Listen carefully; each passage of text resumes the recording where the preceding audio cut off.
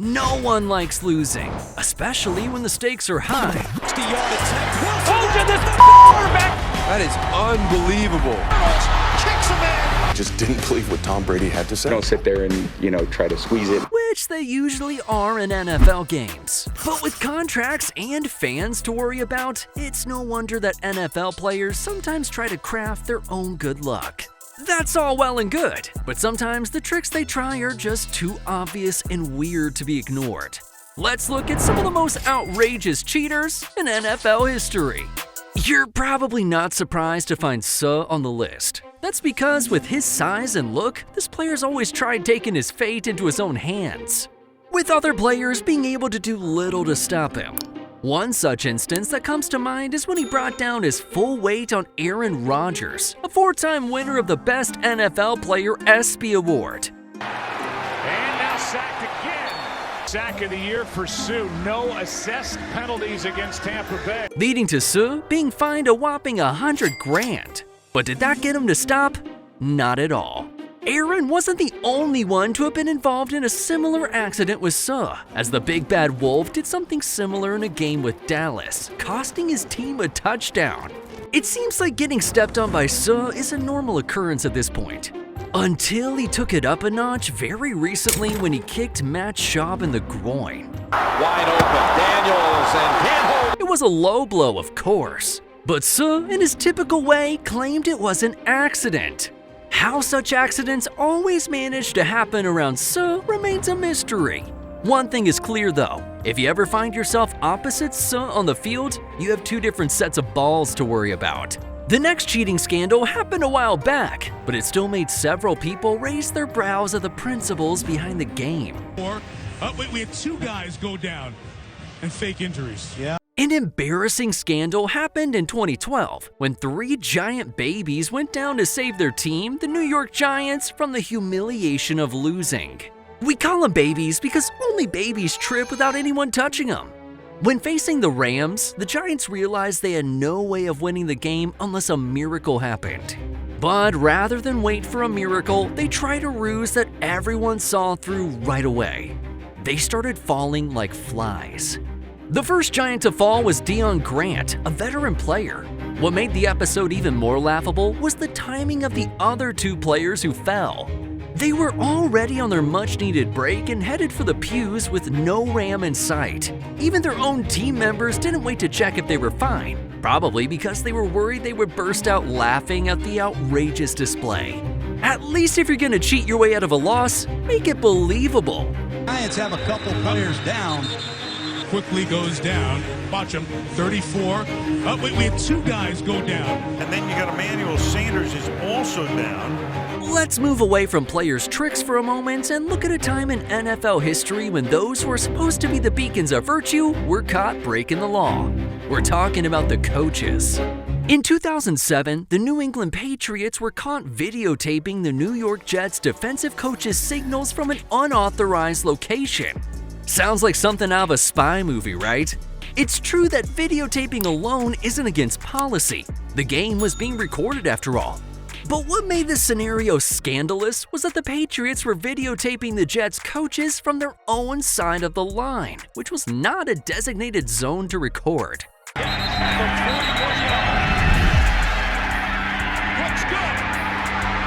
Needless to say, the NFL officials didn't like this at all, not only because it violated game policy, but also because it violated the spirit of fairness in the game. With a lot of backlash from the public and Jets fans, the NFL had to fine the Patriots head coach Bill Belichick $500,000, the maximum allowed by the league and the largest fine ever imposed on a coach in the league's history for his role in the incident. Then they fined the team $250,000 and docked their original first-round selection in the 2008 draft, which would have been the 31st pick of the draft. Clearly, it was a mistake. And some people would say that mistake was just flat-out cheating. Well, again, I go back to the Constitution and bylaws. That overrode it, and I interpreted it incorrectly. So I was wrong. And did the Patriots learn their lesson? Not quite. This wasn't their first or last scandal. If you want to know about an even bigger one, watch until the end. But for now, let's look at one of the saddest scandals in NFL history. With a record-breaking on-field production, Gordon was regarded as one of the most talented receivers in NFL history, which rightly earned him the nickname Flash. In 2013, Gordon had a breakout season when he led the entire league with 1,646 receiving yards, which earned him Pro Bowl and first-team All-Pro honors. He's over 200 yards. This has never happened back-to-back in the history of pro football. He kept this up until a shocking discovery showed that maybe Gordon wasn't as fast as he looked because of his abilities, but because he had help. And this help wasn't divine either. Gordon was caught for substance abuse by the NFL, which is something they don't take lightly because it gives the players involved an unfair advantage over other players. Thanks to this discovery, Gordon was suspended for 10 full games. He made a great comeback, but this time again, it wasn't all him. More bad news concerning Josh Gordon. He was suspended indefinitely again. The NFL, after the second substance abuse, wasn't as forgiving as before, suspending Gordon for an entire year with no pay. Wow, that should be enough for any player to snap back to reality. But not Gordon. Upon his return, he got caught up in one mess after another until his team traded him to the Patriots in 2018. This is also a situation where Josh Gordon, he did not appeal the suspension. What happened after? Yep, you guessed it. Substance abuse again. I mean, by this point, memories of his talent on the field were buried under several drug scandals, and his career was nowhere to be found. After his last team, the Sea Dragons, folded up in 2024, Gordon announced his retirement and quit football altogether. Did he also quit what led him to his present position? Well, the jury's still out on that one. And the next scandal happened with yet another receiver at the center of it. Gambling on the game by a player is firmly against the NFL policy, and every player knows it, or at least they should. But Calvin Riley claimed otherwise. The quite popular receiver was playing for the Atlanta Falcons in 2021 when he suddenly announced his break from football to deal with his mental health. Now, this wasn't the issue. Sometimes the league can get to be too much, and everyone understood his decision.